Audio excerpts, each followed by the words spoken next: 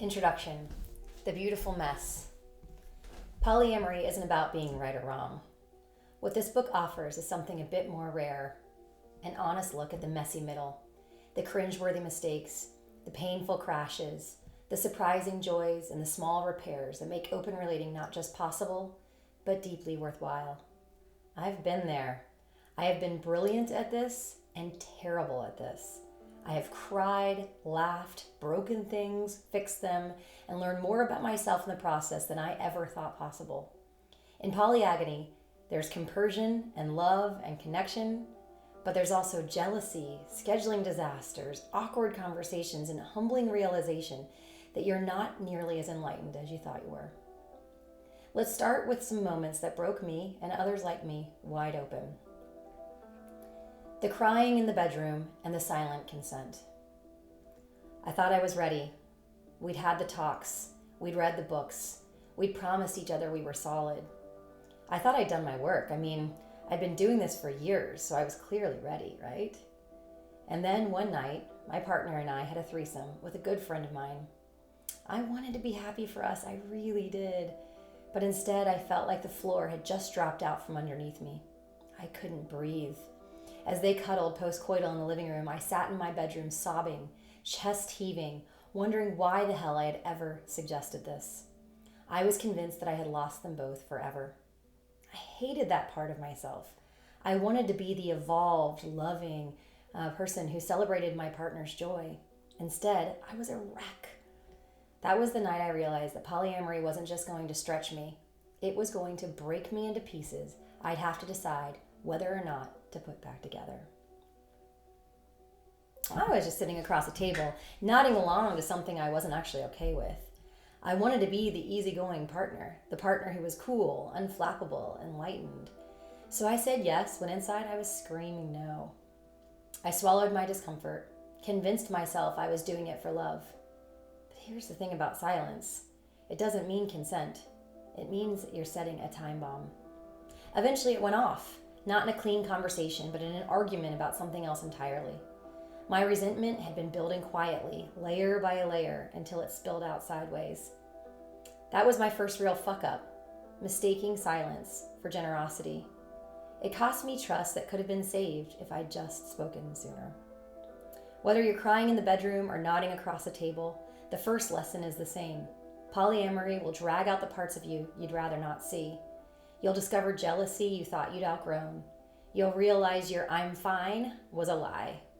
And you'll learn sometimes, painfully, that honesty matters more than harmony. NRE, ecstasy, and burnout. When I first felt NRE, or new relationship energy, I thought I was floating. I couldn't stop smiling, food tasted better, music sounded richer, the world was alive. I wanted to bottle it up and drink it forever. I was intoxicated. But here's the part no one tells you. NRE doesn't just make you feel high. Like a drug, it makes you careless. I broke promises. I ignored red flags. I believed that love could conquer logistics. It didn't. The crash was brutal. I found myself trying to repair the very relationships I'd neglected in my haze. And in some cases, the damage was already too deep. There was a week when I thought I could manage it all. New dates, existing partners, work, life. I was texting one person, good morning, making coffee for another, and trying to line up a third for a date later that week. I felt electric, like I was mainlining possibility, known as NRE. But under the surface, I was stretched so thin I was translucent. I double booked myself, I cut corners on communication, I made promises I couldn't possibly keep. And one night it all came crashing down. I was sitting across from someone I cared about deeply, and I realized I had nothing left in me. No presence, no energy, no attention, just a hollow shell trying to play host. That's when it hit me. NRE isn't just a high, it's a drug. And like any drug, it leaves you with a hangover if you don't pace yourself. Now, NRE is one of the most intoxicating and dangerous parts of open relating. It can bring incredible joy, but if you're not careful, it will burn your relationships down faster than anything else. The trick isn't to kill it, but to ride it with awareness. Celebrate the joy while keeping your feet on the ground. The awkward honesty of testing. One of my most awkward moments wasn't about jealousy or time management. It was about health. I remember sitting with my new potential partner, trying to bring up STI testing. I was terrified that when I shared my HSV results, he'd walk away. For all my talk about openness, I suddenly felt like a teenager fumbling with sex for the first time. He was amazing. He embraced me in the midst of my panel results. We set boundaries, expectations, agreements. It wasn't sexy, but it was real, and in the end, it made me feel safer and closer than any grand romantic gesture ever could. I like to think of myself as confident, direct, and comfortable with hard conversations. But when it came time to actually say out loud, here are my results, here's my risk profile, here's what I need from you, I froze. I stumbled over words that should have been simple. It felt exposing in a way I hadn't expected. But what I realized was this: honesty about health isn't a burden. It's intimacy. It's saying I care enough about myself and about you to be clear. It's awkward, yes, but it's also where trust begins. Open relationships force you into conversations most people never have. Conversations about jealousy, boundaries, sex, risk, time, attention, and fairness. They're awkward, vulnerable, sometimes funny in their own way, but they're also where intimacy grows. Over talking and not listening. There was a time we had what one of us thought was a perfectly clear agreement, until it wasn't. We ended up in a conversation where both of us were trying so hard to be heard that we weren't hearing each other. Every word landed like a rebuttal, not a bridge. By the end, we were more exhausted than connected. I realized that communication just isn't about being right or having the last word. It's about listening, even when you don't like what you're hearing. In one of my early dynamics, every disagreement turned into a debate club. We'd sit at the kitchen table and argue points instead of feelings. I was so focused on being understood that I bulldozed right past actually understanding. It felt productive, like we were working on it, but in reality, we were just talking at each other louder and louder, trying to win.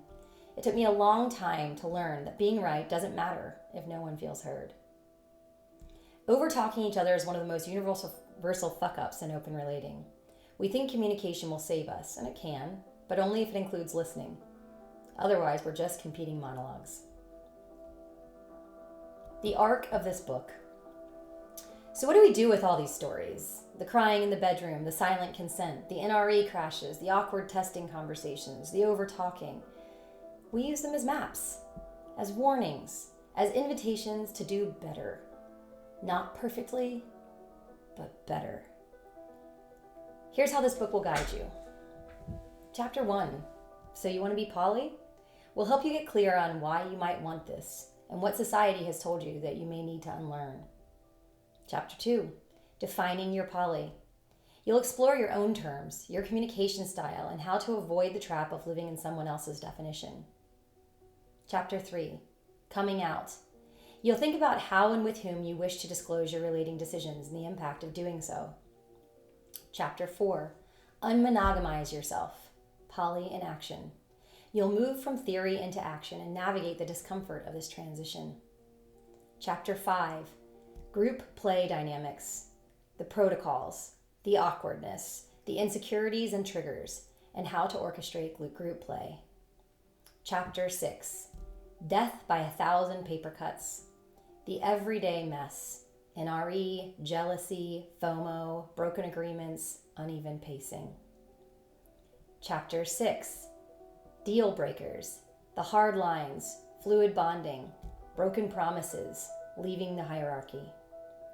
Chapter 7. Relationship evolution and individuation. How hard it is to stay true to yourself while loving others. Chapter 8. Breakups. Because yes, they happen. We'll talk about de-escalation, grief, and the dreaded polycule implosion. And Chapter 9. Is it worth it? We'll close with the honest reflection, why we keep doing this despite the agony. Now it's your turn. Before you dive into Chapter 1, here are a few questions to sit with. What drew you to this book? Curiosity? Crisis? Desire? Fear? What do you imagine open relating will give to you? What do you worry it might take away? What's one rule or expectation you've absorbed about relationships that you suspect might not hold up in polyamory? And when you picture yourself at your most jealous, how do you react? What do you wish you could do instead? Write your answers down or just think them through. There are no right answers here, just an invitation to start with honesty. This book isn't going to tell you how to be perfect. It's going to share real life stories about how others have survived the agony long enough to find beauty on the other side. We'll cry, we'll laugh, we'll fuck it up again and again, but we'll also grow. And that, in the end, is why we keep doing it. So take a breath, grab your notebook, and join us. You're not alone in this mess.